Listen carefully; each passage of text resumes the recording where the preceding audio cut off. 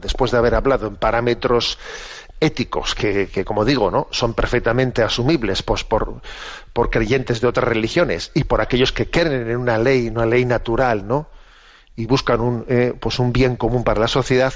En este momento hay que decir que hay un plus, ¿no?, un plus. Cuando decimos la vida es sagrada, se puede utilizar ese término de la vida sagrada en un sentido más metafórico, que es como decir, no, la vida, a ver, es lo más importante que tenemos, ¿no?, en la existencia. O también se puede entender el término sagrado en el sentido literal del término, ¿no? O sea, hay una sacralidad en la vida, en la medida en que estamos creados a imagen y semejanza de Dios, y en la medida que estamos redimidos por el Hijo de Dios, por Jesucristo. Es decir, que cuando nos encontramos ante un enfermo, y un enfermo terminal, estamos ante alguien que, aunque le veamos en decrepitud, esta persona que está en decrepitud ante ti, ante tus ojos, esta persona está creada a imagen y semejanza de Dios y ha sido redimida por Jesucristo. O sea, que la fe cristiana, claro, dignifica el valor de la vida de una manera impresionante, ¿no?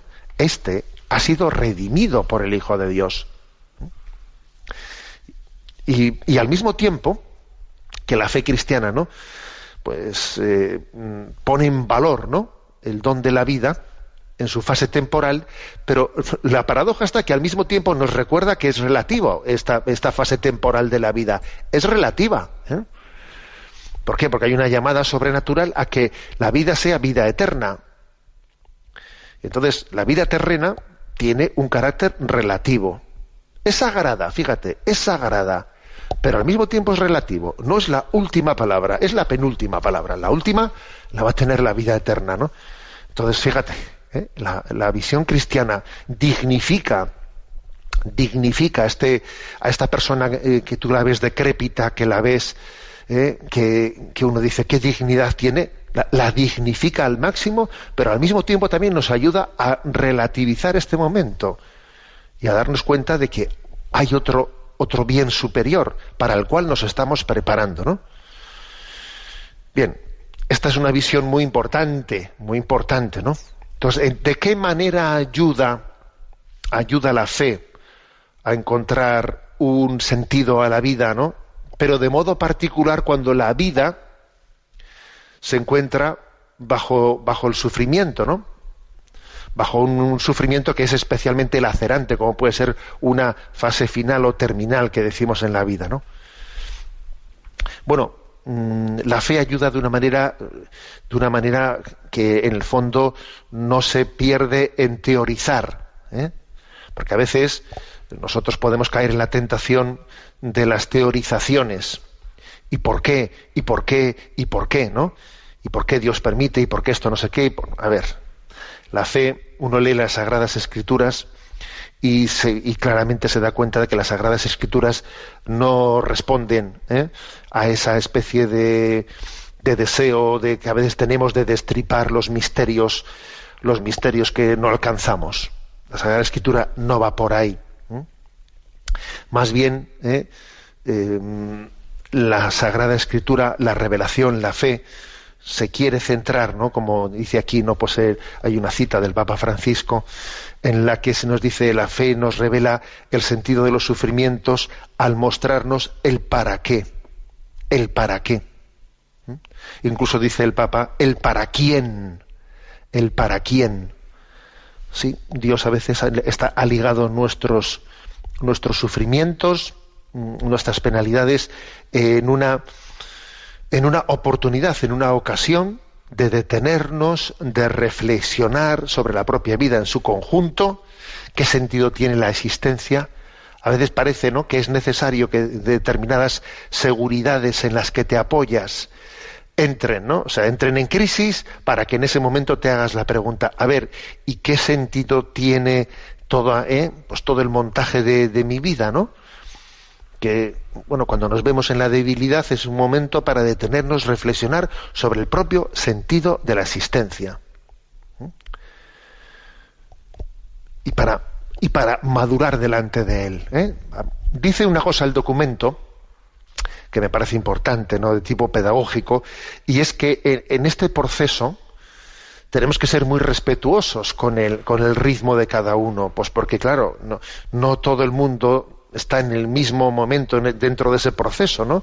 Y hay que respetar el ritmo de cada uno, y entonces no se puede forzar la respuesta sobre el sentido ante una persona, ¿eh? Igual, pues, si alguien va ahí y alguien que está sufriendo, pues se pone al lado suyo y le dice, pero tú no te das cuenta que que estos sufrimientos, Dios quiere de ti esto y lo otro y lo otro y lo otro y lo otro con ellos. A ver, pues es posible que todo ese tipo de explicaciones, si vienen meramente de fuera, pero no han tenido la paciencia de esperar a que esa persona vaya reflexionando y madurando, le caigan como un meteorito, ¿no? Como un meteorito que más que ayudarle, pues casi todavía le dificultan más el encontrar el sentido, ¿no?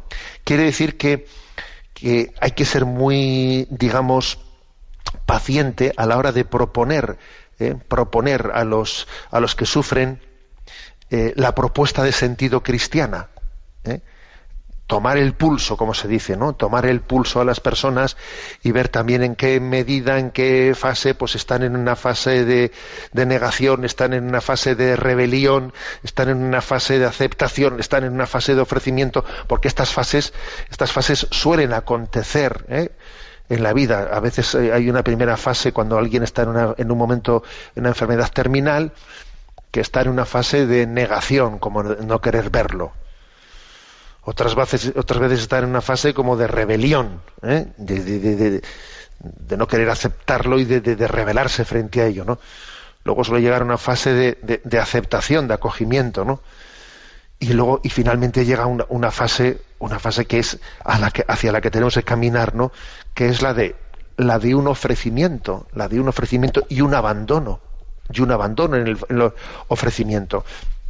Bien, a la hora de hacer la propuesta cristiana, pues es importante ver cada uno en qué fase está, y obviamente habrá que tener la paciencia para que una persona pues vaya avanzando, ¿no? Y las palabras que les digamos sean palabras oportunas, palabras que respetando, ¿no?, el ritmo que esa persona lleva dentro de sí, al mismo tiempo le ayuden a dar un poco de luz para seguir avanzando. Es importante que recordemos que Jesucristo, en sus palabras en el Evangelio, manifestó que en absoluto debemos de decir que una enfermedad viene como consecuencia de los pecados de una persona. No debemos de decir eso, ¿Quién pecó? ¿Este o sus padres para que se naciese ciego? Y Jesús dice, a ver, ni pecó él, ni pecaron sus padres, sino para que se manifieste la gloria de Dios. Esto no pretendas buscarle una explicación así de este tipo a la enfermedad de una persona. No, está insertado en un misterio que nos supera, pero que en el fondo Jesucristo mismo se ha implicado en él, se ha implicado definitivamente en él, ¿no? O sea, él se ha acercado a ese misterio, ha consolado a los enfermos, a los que sufren, ha asumido el dolor, ¿no? Los asumió en la cruz. O sea, Jesucristo, la respuesta que ha dado, ¿no?, ante el sufrimiento ha sido una respuesta de él mismo, ¿no?, acercarse y asumirlo, convirtiéndolo mediante el misterio de la cruz, convirtiéndolo en una Pascua, en un paso, ¿no?, de la cruz a la gloria. Él ha convertido el sufrimiento en un paso, en un puente, en una transmutación que es a lo que tenemos que ir, ¿no? Bueno, esta es la clave, ¿no? Esta es la clave de la propuesta cristiana. Este es el tema clave y definitivo. También nosotros, ¿no?, tenemos que invitar a Jesús,